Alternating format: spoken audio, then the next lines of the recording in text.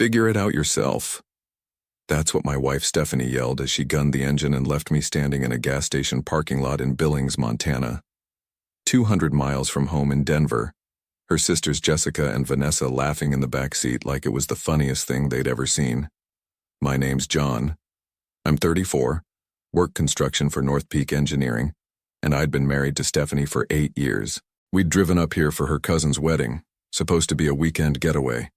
Just the four of us in her sedan, splitting gas money and hotel rooms. The whole ride up, something felt wrong.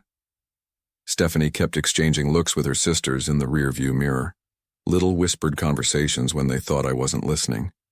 When I asked what was going on, she'd flash that smile and say, "Nothing, babe, just sister stuff." I should have trusted my gut. We'd stopped for gas an hour outside Billings. I went inside to grab coffee and use the restroom. When I came out, they were already in the car, engine running. Stephanie rolled down the window with this weird grin. "Get in the car, Stephanie," I said, walking toward the passenger door. "Actually," she said, "we've been talking, and we think you need to learn some independence." "What are you talking about?" Jessica leaned forward from the back seat. "You're always so clingy, John, following Stephanie around like a lost puppy." "We thought this would be good for you," Vanessa chimed in. "A little adventure." I stood there, car keys in my hand. Except they weren't car keys. They were house keys. My truck was back home in Denver, parked in our driveway. "This isn't funny," I said. "Whatever joke this is, cut it out." Stephanie's smile got wider. "It's not a joke, it's a prank. You're always so serious, John. Learn to laugh a little." "Figure it out yourself," she yelled, and hit the gas. I watched their taillights disappear down Highway 2, standing there with my wallet, my phone, and a growing realization that my wife and her sisters had just abandoned me in the middle of nowhere. The October wind cut through my jacket and I could smell snow coming. I called Stephanie's phone, straight to voicemail. I called Jessica's number. Same thing. Vanessa had blocked my number months ago after some argument I couldn't even remember. That's when I knew this wasn't some stupid prank that would end in an hour. This was something else entirely. Something that showed me exactly what my wife and her sisters thought of me. I walked back into the gas station and asked the clerk how much a bus ticket to Denver cost. "No buses run through here," he said. "Greyhound stops in Billings, though, about 40 miles east." I'd met Stephanie 9 years earlier at a job site. She was doing environmental consulting for a commercial project my crew was working on. Smart, funny, with this way of making me feel like I was the only person in the room when she talked to me. Her sisters were different. Jessica was 2 years older, worked in marketing for some tech company, always had opinions about everything. Vanessa was the baby, 28, still figuring out what she wanted to do with her life but never short on attitude. From the beginning, they treated me like I was taking their sister away from them. Family dinners where they'd make inside jokes I couldn't follow. Vacations where they'd book activities without asking if I wanted to join. Small things that added up over time. "They're just protective," Stephanie would say whenever I brought it up. "They'll warm up to you." But they never did. If anything, they got worse after we got married. Jessica started making comments about how I held Stephanie back, from traveling more, from taking risks. Vanessa would roll her eyes whenever I offered to help with anything, like changing a tire or fixing something around their apartments. "Not everything needs a man to solve it," she'd say. I started noticing other things too. How Stephanie would text constantly when we were together, always with her sisters. How she'd change plans at the last minute because Jessica or Vanessa had some crisis that needed immediate attention. Last year, Stephanie forgot our anniversary because she was helping Vanessa move apartments. The year before that, she missed my birthday dinner because Jessica was having problems with her boyfriend. "Family comes first," she'd always say. And I got that. I respected it, but I was supposed to be family too. The warning signs were there during the drive to Montana. How they'd insisted I didn't need to bring my truck because we'd all ride together. How Stephanie had booked the hotel room under her name only. How Jessica kept making jokes about how I never did anything spontaneous. "Remember when you used to be fun?" Vanessa had asked from the back seat. Before you got all domestic and boring? I'd laughed it off, but it stung. I worked 60-hour weeks to keep us comfortable. I fixed things around the house, planned vacations, remembered important dates. I thought that was what being a good husband meant. Standing in that gas station parking lot, watching the sun set over the Montana hills, I realized I'd been wrong. Not about being a good husband, but about who I was married to. The clerk inside let me use the station's landline to call a taxi company in Billings. $60 ride I couldn't really afford, but I needed to get to that bus station. The bus ride to Denver took 14 hours. 14 hours to sit in that uncomfortable seat and think about my marriage, about the woman I'd spent 8 years trying to make happy. I kept checking my phone, expecting an apology text. Maybe a panicked call when they realized they'd gone too far. But nothing came. Around midnight, somewhere outside Casper, Wyoming, it hit me. This wasn't about teaching me independence or helping me loosen up. This was about humiliation, about showing me exactly where I stood in their little sisterhood. I thought about all the times I'd given in when they wanted to change our plans, all the times I'd bitten my tongue when they made jokes at my expense, all the times I'd apologized for things that weren't my fault, just to keep the peace. The worst part wasn't being abandoned. The worst part was realizing this was probably something they'd planned for weeks, maybe months. Sitting around Jessica's apartment, cooking up this scheme, laughing about how clueless I was. By the time the bus pulled into Denver at 8 a.m., I'd made my decision. I took a cab home, expecting to find Stephanie's car in the driveway. But it wasn't there. The house was empty, exactly like we'd left it Friday morning. I sat at the kitchen table and called in sick to work. Then I did something I'd never done before. I started going through Stephanie's things, not because I was jealous or suspicious, but because I needed to understand who I'd been married to. Her laptop was password protected, but she'd always been careless about closing browser tabs. I found group chats between her and her sisters going back months, screenshots of our text conversations that she'd shared with them, complete with laughing emojis, photos of me sleeping that she'd sent them with captions like, "dead to the world as usual," and "zero awareness." But it was the thread about the Montana trip that broke something inside me. Jessica had suggested it first. We should totally ditch him somewhere and see how long it takes him to figure out how to get home.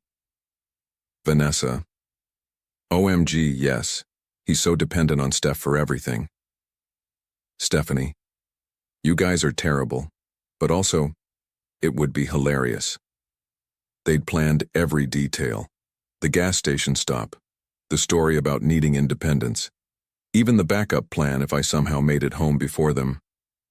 He'll probably just call his mom or something, Jessica had written. Big baby. I closed the laptop and sat there for a long time. Then I went upstairs, packed a bag, and left. I didn't leave a note. I didn't turn off the utilities or lock the door. I just walked out the same way they'd driven away from me. The difference was I wasn't coming back. I drove my truck to my brother Kevin's place in Colorado Springs. He worked nights at a manufacturing plant and had a spare room in his apartment. When I showed up at his door with a duffel bag and no explanation, he just nodded and handed me a beer. "How long you staying?" he asked. "Don't know yet." Kevin had never liked Stephanie. He'd never said it outright, but I could tell. The way he'd get quiet when she was around. How he'd always have some excuse to leave early when we had family gatherings. I told him what happened. All of it. The prank, the group chats, the months of planning behind my back. "Jesus, John," he said when I finished. "You're better off without her." Monday morning, I called my supervisor at North Peak and requested a transfer to a project in Colorado Springs. We'd been short-handed on a hospital renovation and they needed experienced guys. My boss didn't ask questions, just said I could start Wednesday. Tuesday afternoon, my phone started ringing. Stephanie was back. I let it go to voicemail. Then listened to the message. "John, where are you? I come home and you're just gone? That's not like you. Call me back. We need to talk about this." No apology, no acknowledgement of what she'd done, just confusion that I'd had the nerve to disappear on her. I blocked her number. An hour later, Jessica called. I blocked her too. Then Vanessa. Blocked. But they were clever. They started calling from other numbers. Stephanie's work phone. Numbers I didn't recognize. Always the same message. I was overreacting. It was just a joke. I needed to come home so we could work this out. Thursday, Kevin came home from his shift with a weird look on his face. "Your wife's here," he said. "She's sitting in her car outside." I looked out the window. There was Stephanie's sedan parked across the street. She saw me in the window and got out, walking toward the apartment building. I met her in the lobby before she could knock on Kevin's door. "John, thank God," she said, reaching for me. "I've been so worried." I stepped back. "What do you want, Stephanie?"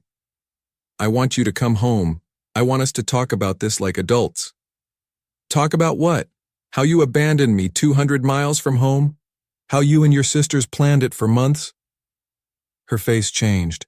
The concerned wife act dropped for just a second, and I saw something else underneath.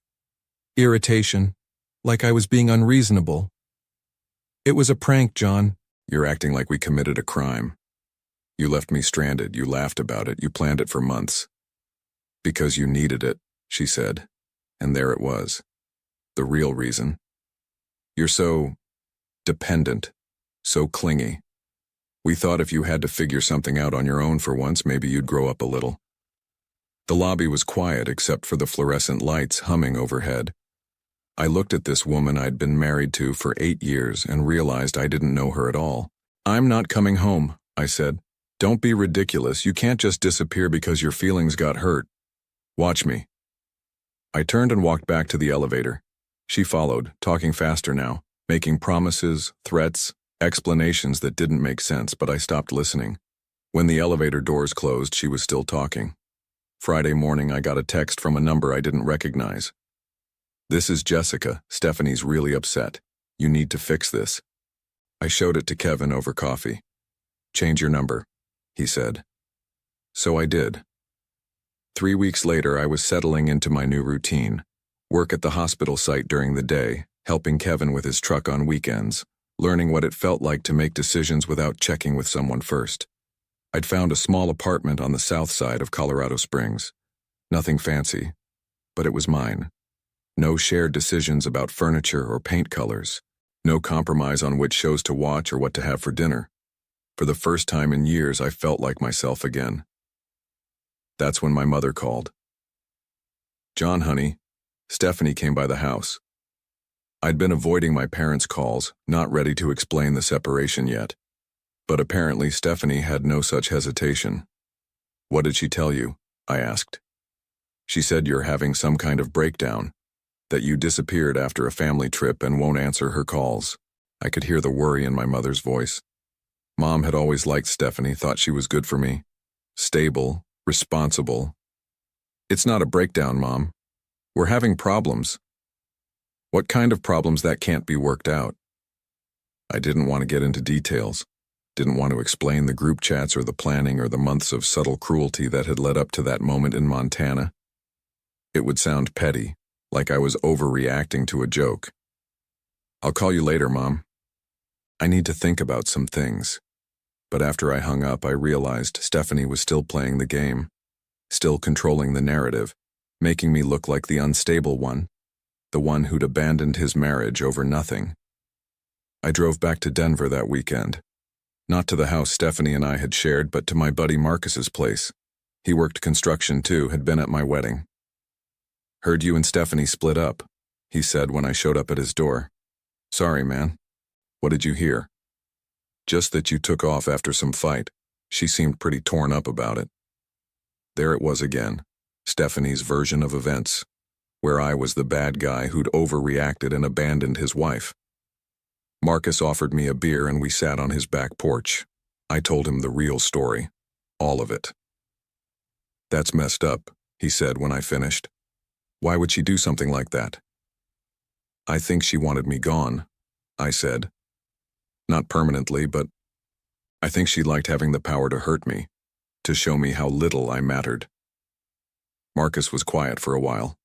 Then, "You know what I remember about your wedding?" I shook my head. During the reception, you were talking to some of my crew guys. Just normal conversation. But every time you'd laugh or seem like you were enjoying yourself, Stephanie would come over and interrupt. Find some reason you needed to be somewhere else. I remembered that. How she'd kept pulling me away from conversations, saying we needed to thank this relative or take photos with that group. I thought she was just being a good hostess, I said. Maybe. Or maybe she didn't like seeing you happy without her. That night, I drove past the house where Stephanie and I had lived. Her car was in the driveway, lights on in the living room. I could see her shadow moving around inside. I didn't stop. Didn't slow down. Just drove past and kept going. But seeing that house, remembering the life I'd built there, made me realize something important. I wasn't just running away from a bad marriage. I was running toward something better. Over the next few months, I started taking steps I should have taken years ago.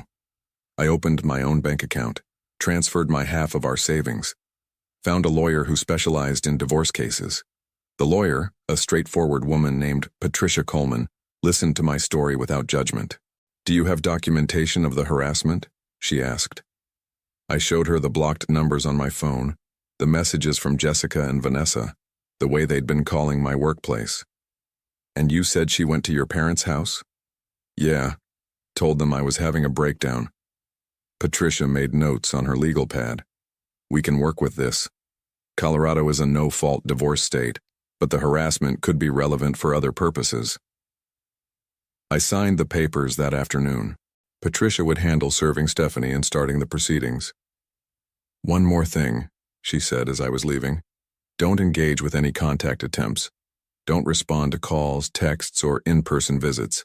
Anything you say can be used to paint you as unstable or vindictive. What if she shows up at my work? Document it. Call the police if necessary, but don't engage." The hospital renovation project was going well. I'd been promoted to crew leader, supervising a team of 5 guys.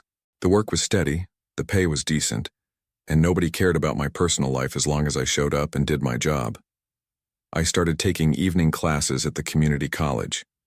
Business management, something I'd always been interested in, but never had time for when Stephanie and her sisters were constantly demanding attention.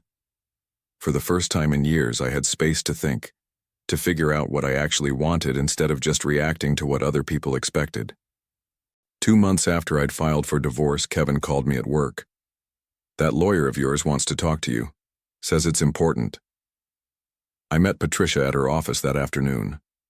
She had a stack of papers on her desk and a satisfied look on her face. "Your wife's been busy," she said. "She hired her own attorney and they're trying to claim abandonment. Says you left without warning and refuses to participate in marriage counseling." "Abandonment?" "It's a stretch, but they're arguing that your leaving was deliberate and vindictive. They want to contest the division of assets." I felt something cold settle in my stomach. Even now, even after everything, Stephanie was trying to control the situation. "But here's the interesting part," Patricia continued. "I had an investigator do some digging. Your wife's been telling people that you became abusive and she had to escape for her safety." "That's a lie." "I know, and I can prove it."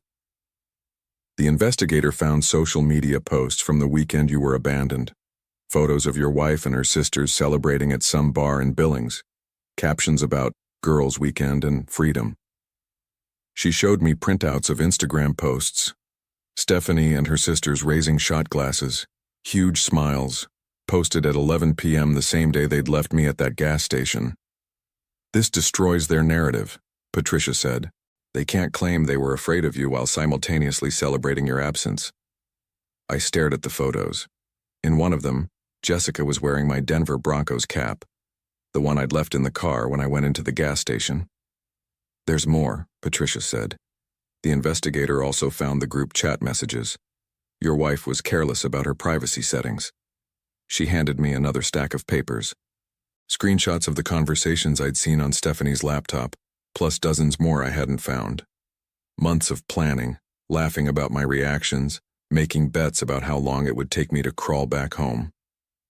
"We file our response tomorrow," Patricia said, "and then we end this." The divorce hearing was scheduled for a Tuesday morning in March. I wore my best suit, the one I'd gotten married in 8 years earlier. Stephanie sat at the other table with her attorney, a sharp-dressed man who looked like he charged by the hour. She'd lost weight, looked tired. When our eyes met across the courtroom, she tried to smile, like we were still on the same team. Her attorney went first, painted me as an unstable husband who'd abandoned his wife after a minor disagreement, said I'd disappeared without warning, refused counseling, and was trying to punish Stephanie for a harmless prank. Your Honor, Mr. John Thompson was clearly looking for an excuse to leave his marriage. He used a simple misunderstanding between family members as justification for abandoning his responsibilities.